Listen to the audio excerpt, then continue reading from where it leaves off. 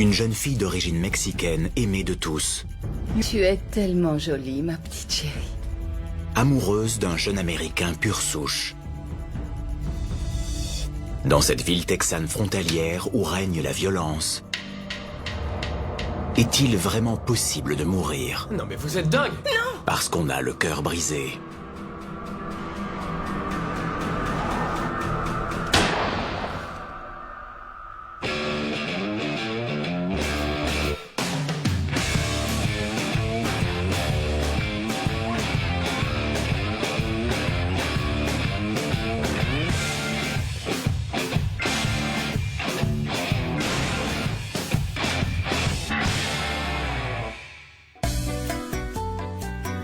La ville de Brownsville se trouve à l'extrême sud de l'État du Texas. Seul un pont sépare la ville du Mexique. Les habitants du coin et leurs traditions prospèrent ici depuis des générations. Dans cette ville frontalière, la fierté des familles, qu'elles soient anglo-saxonnes ou mexicaines, a une importance capitale.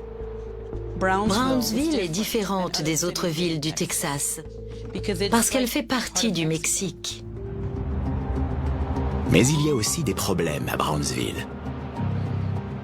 Les gangs de trafiquants de drogue traversent la frontière pour se disputer le territoire, ce qui entraîne davantage de meurtres. À l'Académie Saint-Joseph, Joey Fisher, 17 ans, reste à l'écart des gangs et côtoie plutôt les enfants de l'élite de Brownsville. Il était très apprécié des autres jeunes. Et il était mignon. Il avait le genre de charme que n'importe quelle mère voudrait voir chez son fils. Joey 1 et 1,4. Joey était le genre de lycéen dont tout le monde rêve. Il était intelligent et respectueux. Tout le monde l'adorait et n'importe quel père aurait été fier de dire « c'est mon fils ». C'était ma deuxième idée. Joey vient d'un quartier huppé de la ville, Rancho Viejo. Rancho Viejo, c'est le genre de quartier très cossu où on a son médecin et son avocat qui habitent juste au bout de la rue. Joey habite là avec sa mère, Corinne, et son beau-père, Vernon. Vernon est directeur général pour une multinationale qui pèse plusieurs millions de dollars. Regarde qui est là. Comment ça va, Buddy? Et l'entente est cordiale entre Vernon et le père de Joey, Buddy Fisher. Et comment ça se passe au boulot? Salut, pas. Hey, ça va? Content de te voir. Le père de Joey a gardé une place très importante dans la vie de son On fils. y va alors? Tu conduis? Ça marche. Bonne journée. Tout le monde connaissait les Fisher. Ils avaient bonne réputation dans le comté et à Brownsville. Il organise une soirée samedi. Joey pourrait sans doute sortir avec n'importe quelle fille, mais il n'y pense pas trop. Il paraît que ça va être super. Enfin, pas jusqu'à aujourd'hui. Essaie de demander à tes parents. Non. Allez, viens avec moi. Non, toi, vas-y. Salut, ça va? Moi, c'est Joey. Salut, Tu t'appelles comment? Christina. Christina, c'est joli comme prénom. Difficile d'imaginer des personnalités plus différentes. Christina était très discrète, très réservée. Elle n'était pas connue pour son assurance. Elle ne faisait pas partie du groupe des élèves les plus cool, pas comme Joey. Mais les opposés s'attirent, c'est connu. T'es en deuxième année? Ah, c'est cool. Christina n'a jamais eu de petits copains. Ça te dirait qu'on aille manger un morceau ensemble? Ok. L'attention que lui porte Joey Fisher en est d'autant plus flatteuse. Voilà ton thé. Ah, merci. Comme Joey, Christina vient d'une famille très estimée dans la région. Les Cisneros, c'était une famille très respectée en ville. Le père était médecin. À plus tard. Bonne journée. À ce soir, chérie. Et la mère, une femme de médecin. Ils étaient croyants. Leurs enfants allaient dans une école catholique parce que ça correspondait parfaitement aux valeurs de la famille.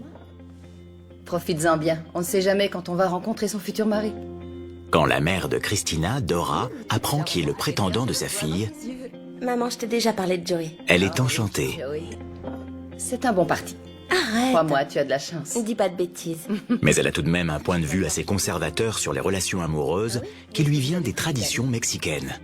Si vous n'êtes pas tout seul, il n'y a pas de problème. Christina a l'habitude de l'attention très étroite que lui porte sa mère et de sa nature parfois très protectrice. Tu es tellement jolie, ma petite chérie. Mais il y a peut-être une autre raison qui explique le profond attachement qui lie Dora Cisneros à sa fille. Une terrible tragédie a en effet frappé la famille. Cela s'est passé il y a 18 ans. J'arrive. Bonsoir, monsieur l'agent. Dora reçoit une visite inattendue et vit le pire cauchemar qu'une mère puisse imaginer. Non! Son fils aîné, David Jr., qui avait 18 ans, vient d'être tué dans un accident de voiture. Cet instant changera la vie de Dora à tout jamais. Ça l'a rendue très taciturne et très protectrice envers ses enfants. J'ai l'impression que parce qu'elle avait perdu son fils, elle avait peur que le cauchemar se reproduise. Son chagrin est presque trop dur à supporter. Malgré sa profonde foi catholique, Dora est perdue. Je crois que Madame Cisneros était à la recherche d'une espèce de guérison spirituelle. Quelque chose qu'elle ne trouvait pas à l'église. Quelque chose de plus profond encore que ses croyances catholiques.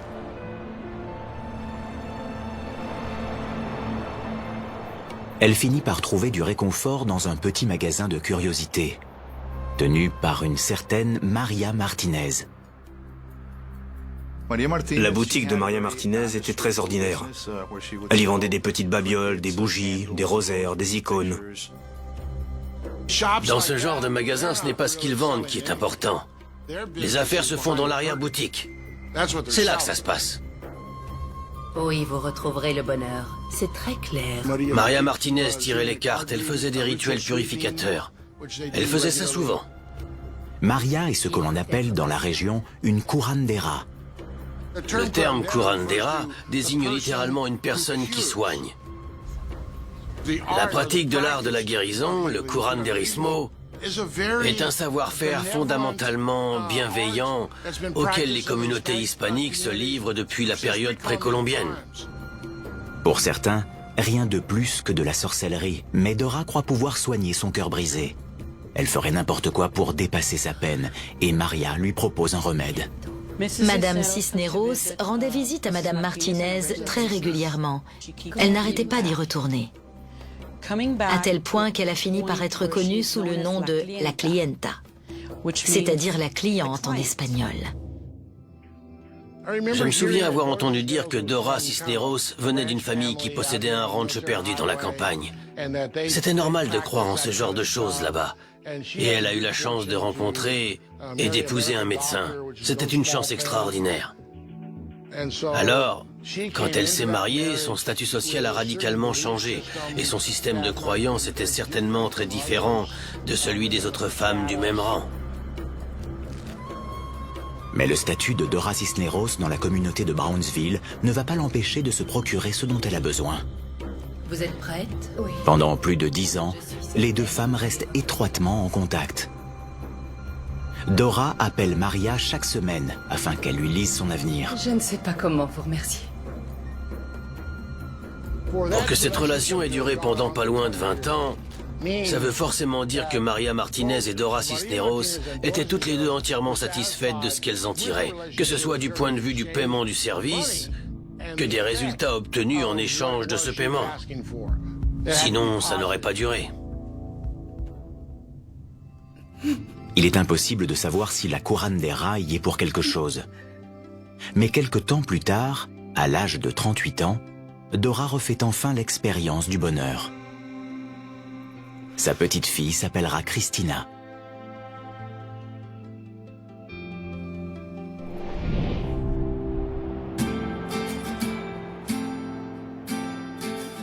À présent, 16 ans plus tard, son bébé est sur le point de devenir une femme, qui ne résiste pas au charme du séduisant Joey Fisher.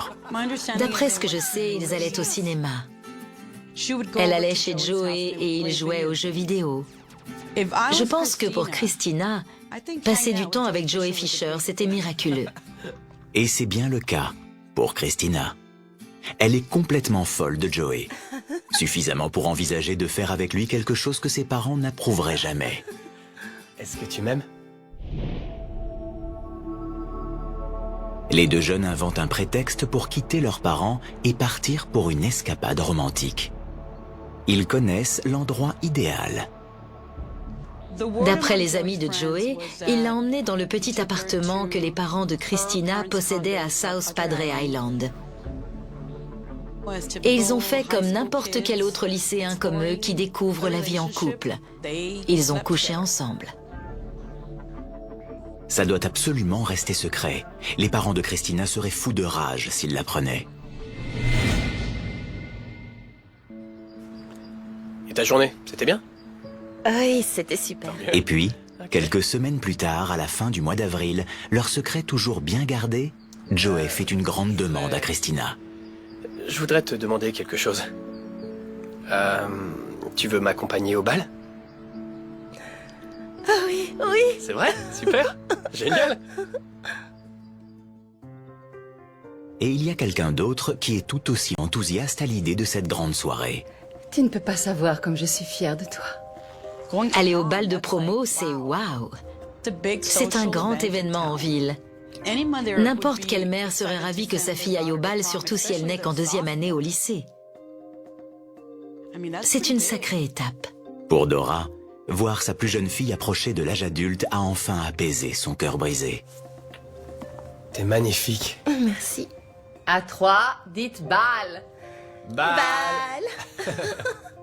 C'est l'heure, on va être en retard. Oui, tu sais quand tu dois la ramener. Minuit moins le quart. C'est ça. Amusez-vous bien. Compte sur nous. Les parents de Christina, aux anges, sont loin d'imaginer le secret brûlant que le jeune couple leur cache.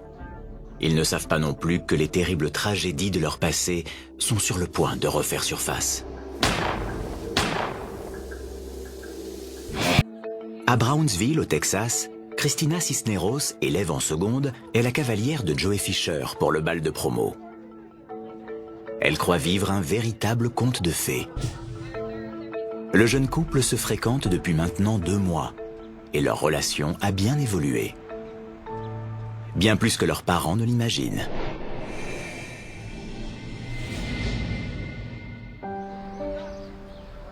L'étape suivante dans la relation du couple est une tradition dans le sud du Texas. Donne ta main. J'ai une surprise pour toi. Il lui offre la bague de sa classe. Porte ma bague. Dans le sud du Texas, on s'échange des bagues. Comme ça, le garçon peut dire « Elle, c'est ma copine ». C'est différent pour les garçons et les filles. Si un garçon me donne la bague de sa classe, je crois que je suis fiancée. C'est ce qu'on croit quand on a 16 ans. Pour un garçon, c'est juste une fille avec qui il sort, genre « tiens-moi ma bague ». Pour les garçons de cet âge-là, l'engagement n'est pas le même. Peut-être que nos 2 tourtereaux ne sont pas tout à fait sur la même longueur d'onde. Moi aussi. 3 semaines plus tard, Joey assiste à un mariage dans sa famille à Austin. Christina n'est pas là. C'est bientôt les vacances? Ouais, encore 2 semaines. C'est là qu'il remarque l'une des invitées. Bonjour, est-ce que ça va? Ça va, oui. Et toi? Ça va très bien, encore mieux maintenant. Ravie de faire ta connaissance. T'es avec qui? La mariée. Ah oui. Ouais. La jeune beauté de 17 ans s'appelle Courtney. Joey est tellement intrigué qu'il prend son numéro. À plus tard. Ouais. Faut que j'y aille, là. À tout à l'heure. On se voit plus tard. Peut-être que Joey préférerait ne pas gâcher son dernier été de lycéen en étant engagé auprès d'une seule fille. Quelques jours plus tard, Joey et Christina sont censés se retrouver pour aller ensemble à un concert. Mais il ne vient pas. Si vous voulez mon avis, Joey n'était pas encore prêt pour une relation de ce genre, pour ce qu'elle attendait de lui. Qu'est-ce qu'il y a, chérie? Joey m'a posé un lapin.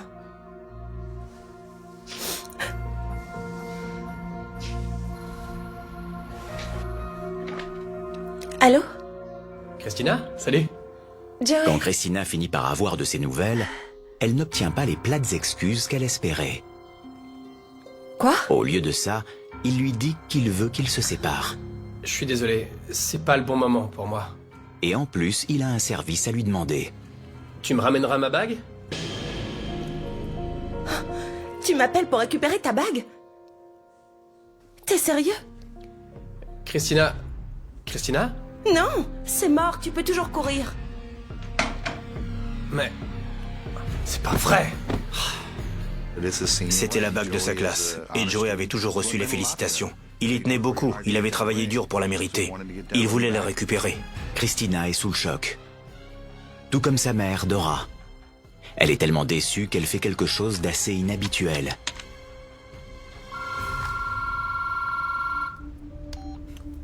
Allô? Bonjour, c'est Madame Cisneros. Ah, bonjour Madame Cisneros. On ne comprend pas ce qui s'est passé. Elle est si triste. Pourquoi tu ne veux plus d'elle dans ta vie? Écoutez Madame, je suis vraiment désolé, mais... Ça lui a fait un peu bizarre, bien sûr, de parler à la mère.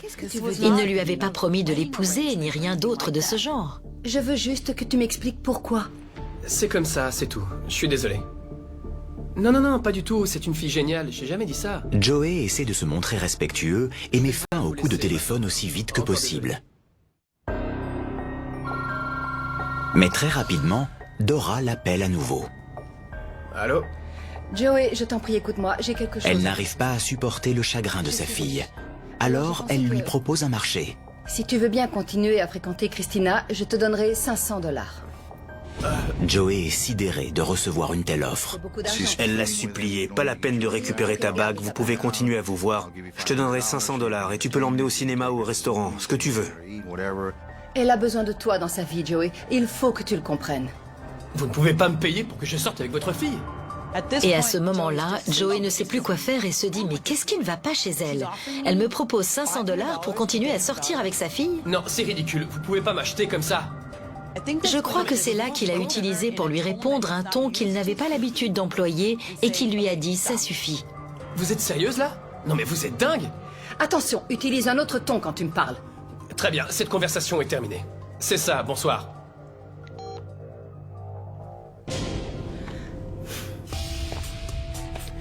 Christina, s'il te plaît. Mais Joey a encore quelques affaires à régler avec Christina. Elle est à moi, cette bague. Mes parents me l'ont offerte. Il fallait pas me la donner. À court d'idées, le jeune homme se tourne vers ses parents. Et tu as essayé d'en discuter avec elle? Évidemment, oui. On peut... Et pourquoi elle est toujours là, cette Joey, photo, arrête. hein? Je vous l'ai dit, je veux Joey. plus la voir. Jette-la. C'est une très belle photo. J'en ai marre, ça suffit. C'est terminé avec elle. Et elle refuse de l'accepter. Si je veux récupérer ma bague, elle me la rend, c'est tout. D'accord. Son beau-père, Vernon, lui propose une approche plus formelle. Ce qu'il faut faire, c'est te calmer. Et lui faire comprendre que tu ne plaisantes pas. Il lui a écrit. Il lui a envoyé une lettre qui la menaçait de poursuites judiciaires. Pour Christina, cette lettre est encore pire qu'une gifle en pleine figure. Et la jeune fille va lui répondre à sa façon. Elle organise une rencontre pour discuter avec le père de Joey, Buddy Fisher. Et elle emmène sa mère avec elle. Nous n'arrivons pas à comprendre comment il peut la traiter comme ça. Il faut que vous le raisonniez. Buddy est allé au rendez-vous même s'il trouvait l'idée étrange. Tout simplement parce qu'il voyait bien que la situation était difficile pour Joey. Joey n'a pas l'intention de se remettre avec Christina, je suis désolé. Dora est très claire. Cette réponse ne lui paraît pas du tout satisfaisante. Ce qu'il lui faut, c'est plus de discipline à ce jeune homme. Vous ne le savez peut-être pas, mais il boit trop. Elle s'en est prise à Joey et l'a accusé de trop boire. Elle voulait vraiment lui causer autant de tort que possible. Je suis sûr qu'il a fait des bêtises. Buddy sait que son fils n'a pas de problème d'alcool et fait de son mieux pour éviter que la conversation ne s'envenime. Maintenant, Joey aimerait bien récupérer sa bague. Oh, il va la récupérer. Nous allons la rendre, évidemment. Il fallait juste qu'il souffre un petit peu pour l'avoir. Ça y est, je crois que maintenant, ça suffit. Elle s'est montrée très claire. Quelques jours plus tard, Christina finit par lui rendre la bague à laquelle il tient tant. À la fin de l'été suivant, la vie semble avoir repris son cours. Merci. En tout cas pour Joey. Il a recontacté Courtney, la jolie fille rencontrée au mariage. Christina, de son côté, est toujours inconsolable. Dora ne supporte pas de la voir comme ça. Alors, elle se confie à nouveau à sa guide spirituelle, Maria. Accordez-moi la clairvoyance. Malgré tout ce qui s'est passé, elle nourrit toujours l'espoir que Christina et Joey vont se retrouver. Mais elle veut s'en assurer en interrogeant les cartes. Qu'est-ce que vous voyez? Est-ce qu'ils vont finir par se remettre ensemble? Mais la réponse qu'apportent les cartes, personne n'aurait pu la prévoir. Nous sommes au premier jour du printemps. Joey Fisher a hâte d'enfin recevoir son diplôme et d'oublier toutes ses émotions de l'année précédente. Salut, alors, comment ça va? Il allait entrer à l'université du Texas à Austin pour commencer des études d'ingénieur. Qu'est-ce qu'il y a? Il avait rencontré une ravissante Mexicaine qui venait de s'installer. C'était un joli couple. Un petit week-end, tous les deux. Son ex-petite amie, Christina, en est à son avant-dernière année de lycée. Elle aussi semble être passée à autre chose. Christina s'était faite discrète, elle avait pour ainsi dire lâché l'affaire. Elle était avec quelqu'un d'autre. Joey Fisher, c'était de l'histoire ancienne. Pour elle, il appartenait au passé.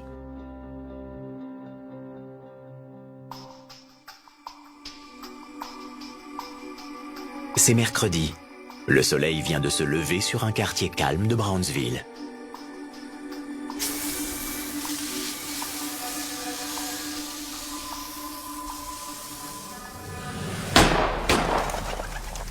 Des coups de feu retentissent et viennent déchirer le silence matinal. Dans cette ville frontalière, ça n'a rien d'inhabituel.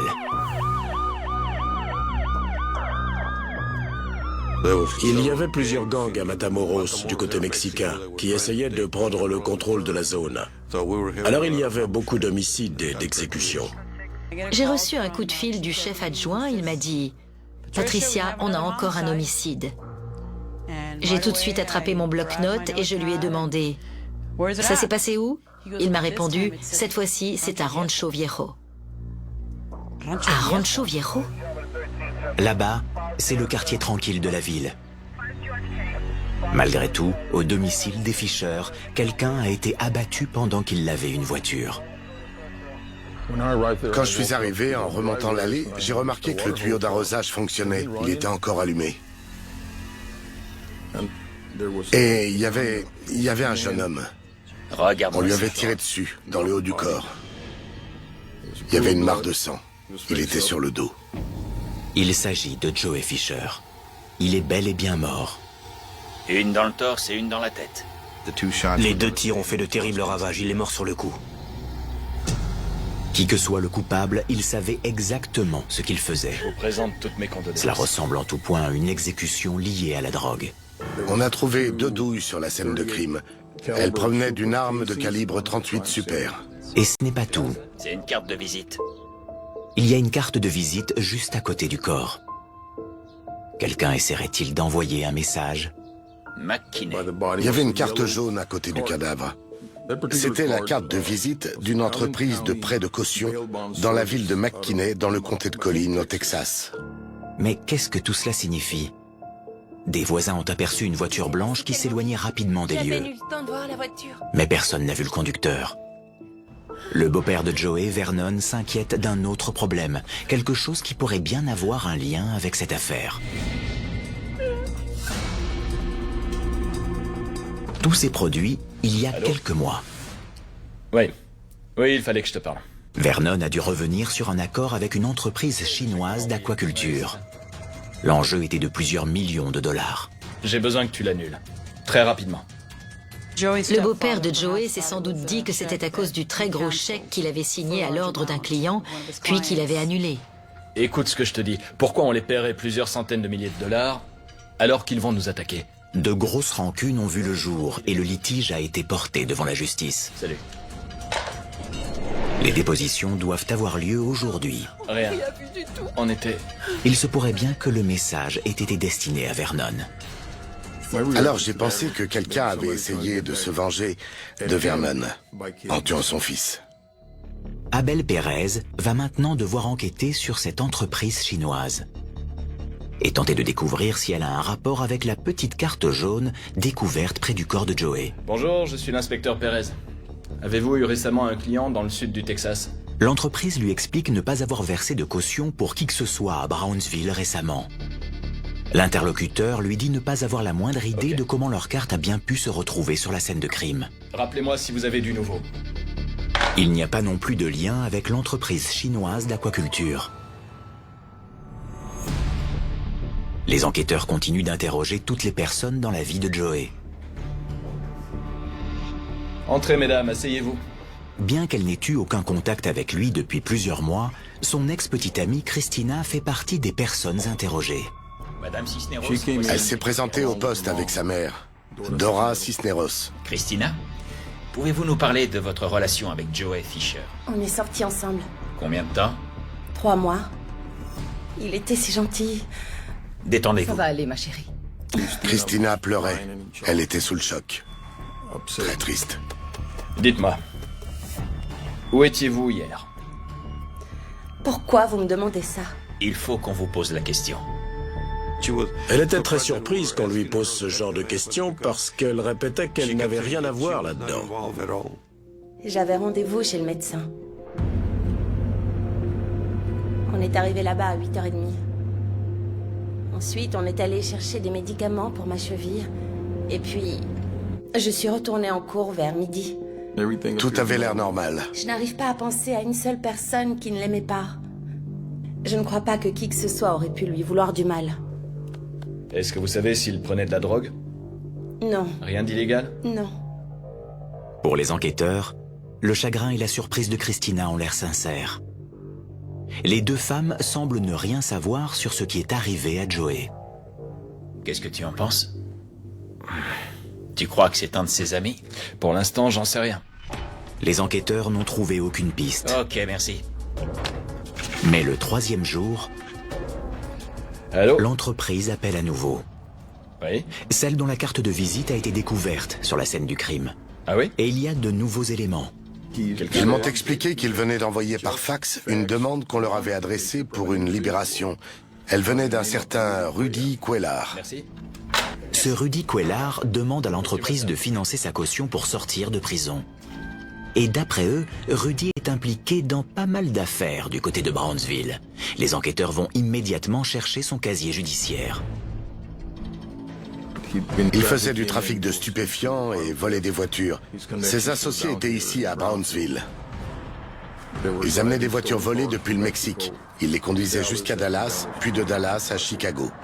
Quel lien pourrait-il bien y avoir entre ce qui semble être un petit trafiquant de voitures volées et le jeune Joey Fisher? Les enquêteurs observent de près la demande de caution de Rudy. T'as trouvé quoi? Et ils remarquent quelque chose. Regarde les 4. Ouais. Ils sont tracés exactement pareils sur les deux. Tu vois? On a comparé les écritures. Et comme par hasard, l'indicatif téléphonique 214 sur la demande et celui noté sur la carte étaient identiques. C'était incroyable. C'est du bon boulot, Pérez. L'écriture sur la carte est clairement celle de Rudy. On va lui rendre une petite visite.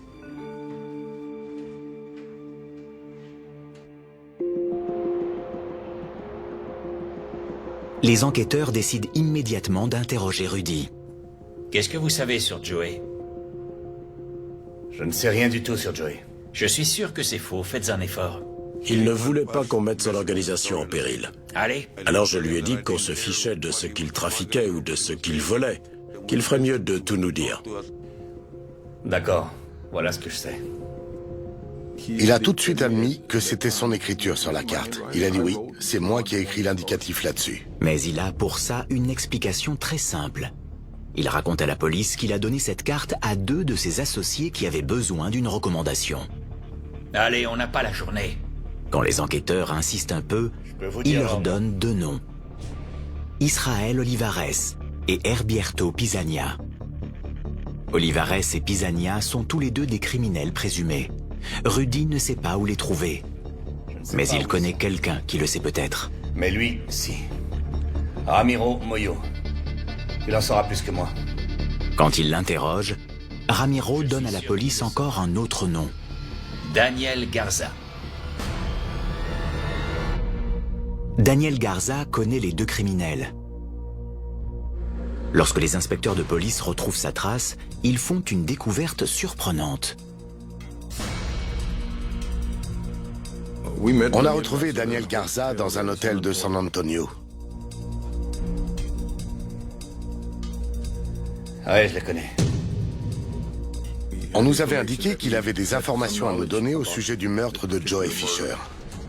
Pour être honnête, je suis dépassé avec tout ce qui se passe en ce moment. Dites-nous ce que vous savez.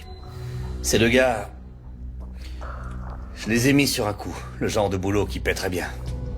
Le boulot en question, une exécution. Et la cible, Joey Fisher. Ce qui veut dire qu'Olivares et Pisania sont ceux qui ont tiré. Alors... Et que Garza est l'homme qui les a embauchés. Mais alors, qui a recruté Garza? Qui a payé pour faire disparaître un adolescent? Je me suis pas fait de l'argent dans l'histoire, je vous jure. C'était pas mon idée. Et c'est là qu'il a mentionné le nom de la sorcière. Elle m'avait promis qu'il n'y avait aucune autre solution pour sauver mon mariage. Garza raconte que son histoire avec cette sorcière a commencé environ 1 an plus tôt. Je ne suis même pas sûr de vraiment croire à tout ça, mais... Il traverse de sérieux problèmes conjugaux et tente de trouver une solution surnaturelle. C'est un recours fréquent dans la région. J'ai des problèmes avec ma femme.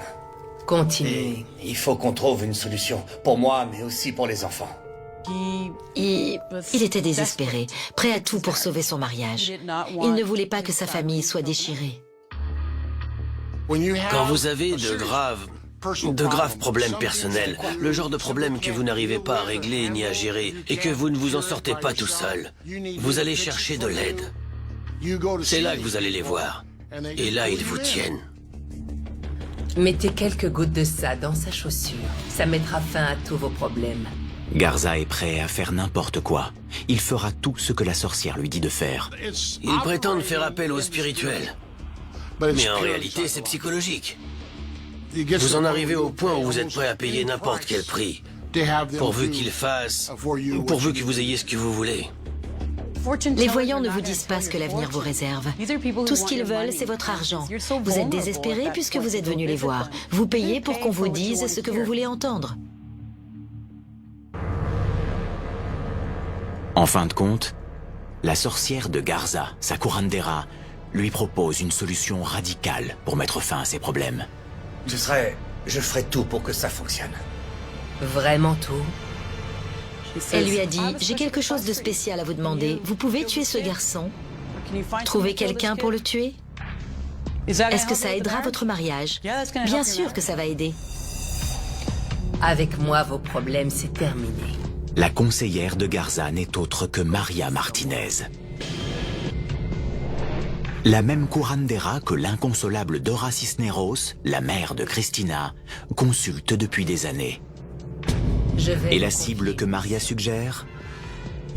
Joey Fisher. L'ex-petit ami de Cristina qui lui a brisé le cœur. Il va vraiment falloir que je réfléchisse à tout ça. Ce que vous me demandez, c'est énorme. Au début, Garza refuse tout net de suivre les recommandations de Maria. Mais 3 mois plus tard, quand sa femme demande le divorce, il ne sait plus quoi faire d'autre. Il était devenu complètement dépendant de la curandera. Il n'avait plus le moindre espoir. Il était prêt à tout. Il voulait à tout prix sauver son mariage. Et si c'était le prix à payer pour ça, alors d'accord. Moi, ça me va. Alors on trinque, les gars. Garza explique qu'il a fait appel à 2 de ses associés, Olivares et Pisania. D'après les autorités, ils ont accepté de s'occuper du sale boulot. Vous parlez de Maria Martinez? Oui. Toute cette histoire est difficile à croire. Pour confirmer les dires de Garza au sujet de Maria Martinez, les enquêteurs font appel à ses services. Ensemble, ils vont tendre un piège à la curandera. Garza organise un rendez-vous avec Maria en prétextant que les 2 assassins veulent revenir sur leur contrat. Quand il se rend à l'entrevue, il porte un micro dissimulé sous ses vêtements. On était en face de la vitrine du magasin. On enregistrait tout l'échange et on a tout entendu. Ils veulent plus d'argent et ils le veulent avant demain.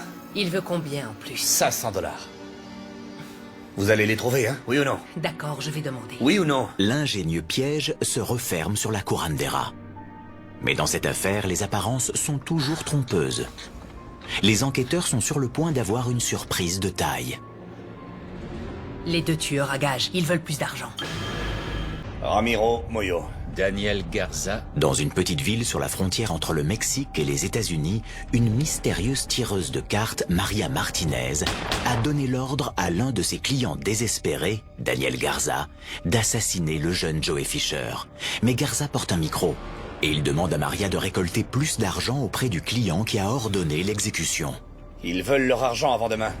Débrouillez-vous. Mais les enquêteurs se rendent vite compte que tout n'est pas si simple quand Maria appelle le véritable cerveau de toute cette opération. Les deux tueurs à gages, ils veulent plus d'argent. Qu'est-ce que vous venez de dire? Elle s'appelle Dora Cisneros. Pourquoi vous ne leur avez pas dit non, Maria? Pendant que les deux femmes parlent, aucun mot n'échappe aux enquêteurs. Il leur faut plus d'argent. 500 $. Et tout de suite. 500 $, mais après, c'est fini.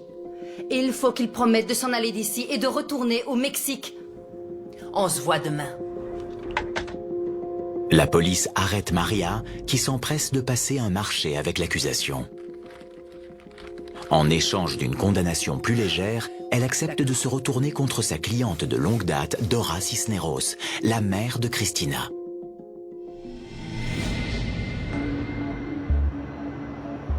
Et maintenant, c'est au tour de Maria d'être sur écoute. Elle retrouve Dora pour récupérer l'argent. Ce qu'ils veulent, c'est encore plus d'argent. Là, Maria Martinez portait un micro. Elle avait reçu des instructions pour amener Dora à lui parler de la fusillade. Pour garantir une condamnation, il faut impérativement que la police voie l'argent changer de main. C'est la dernière fois. Je vais leur donner 500 $, mais après, terminé. Est-ce que c'est clair? Pas la peine de continuer à m'appeler, vous n'aurez rien du tout. Voilà, c'est tout ce qu'ils auront. Et quand j'ai regardé, il y avait Maria Martinez, avec dans les mains une enveloppe blanche fermée. C'est tout ce dont ils ont besoin pour arrêter Dora Cisneros.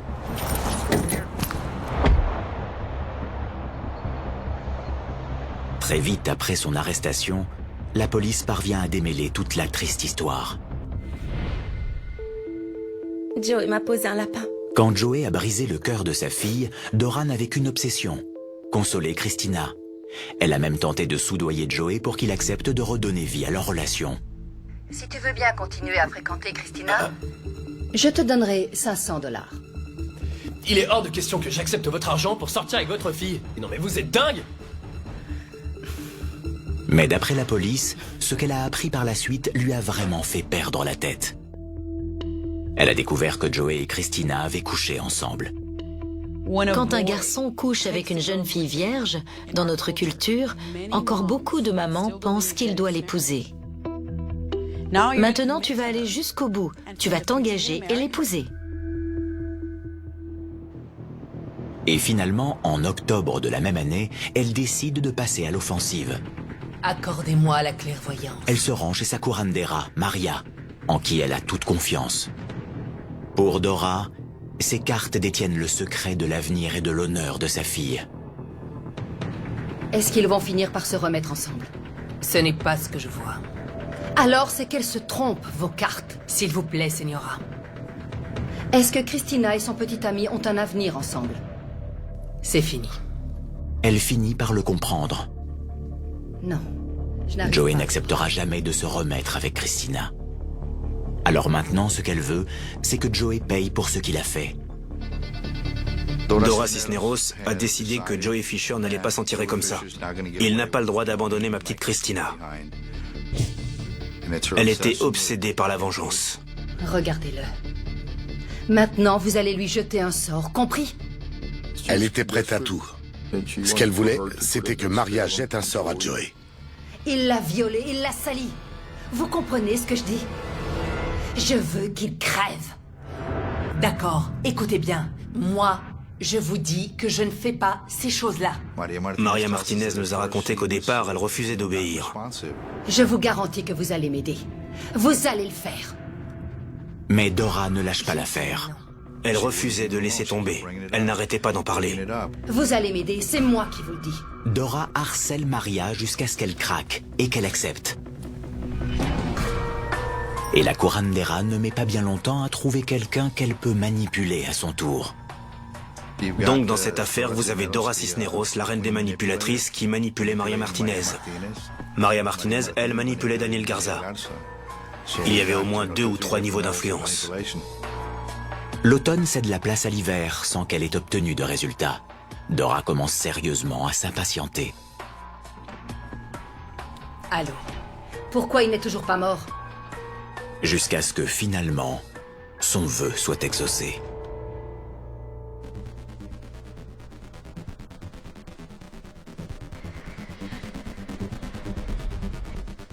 Ce matin-là, Joey a sorti la voiture de sa mère du garage. Il a sorti le tuyau d'arrosage pour nettoyer le pare-brise. Nous pensons que c'est à ce moment-là que les tireurs sont arrivés. D'après la police, Pisania attendait dans la voiture, prêt à démarrer. Et c'est Olivares qui a appuyé sur la détente. T'as entendu ça? Allez, démarre, dépêche!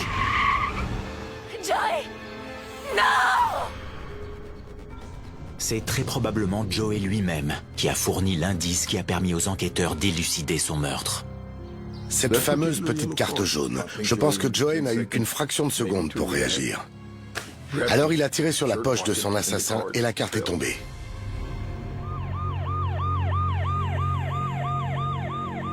Moins d'une heure après le meurtre de Joey Fisher, Dora apprend la nouvelle qu'elle attendait avec impatience. Ça y est, c'est fini. Excellent. Ce qui veut dire que quand Christina était dans la voiture avec elle pour aller chez le médecin ce matin-là, Dora savait déjà que le meurtre qu'elle avait ordonné avait eu lieu. Bonne journée, chérie. Je t'aime fort.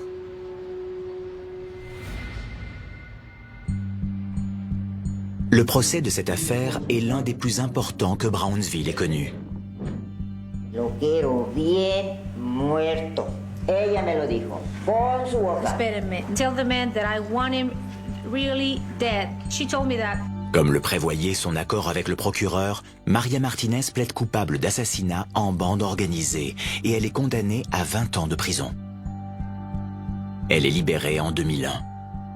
Très peu de temps après sa sortie, elle meurt à Matamoros au Mexique. L'homme qui était prêt à tout pour sauver son mariage, Daniel Garza, est reconnu coupable d'assassinat et condamné à la prison à perpétuité. En ce qui concerne les deux tueurs à gages, ils ont fui vers le Mexique. À ce jour, ils n'ont jamais eu à répondre aux accusations formulées contre eux dans le meurtre de Joey Fisher. One thing, one motivator that brings everybody together to fulfill her own obsession. Dora Cisneros, elle, est reconnue coupable de meurtre commandité. Elle passera le restant de ses jours en prison. À la suite du meurtre, Christina Cisneros change de lycée et finit par quitter Brownsville. Aucun élément ne permet de la relier à ce crime. Was it your idea to end the relationship? No. Whose idea was it? His. How did you feel about that? Bothered me, but there's nothing I can do about it. Deux familles se retrouvent à tout jamais déchirées par un meurtre atroce, à cause d'une rupture entre deux adolescents. Ça n'aurait jamais dû arriver. Leur relation était la même que celle de tant d'autres dans tous les lycées d'Amérique. Sans la terrible influence de Dora Cisneros et de son esprit malfaisant, Joey serait encore là. Il devrait être parmi nous. Pour revenir sur le sujet du pouvoir des cartes, je tiens à dire que la chance était de notre côté. Et que si on a résolu cette affaire, c'était pour honorer la mémoire de Joey Fisher.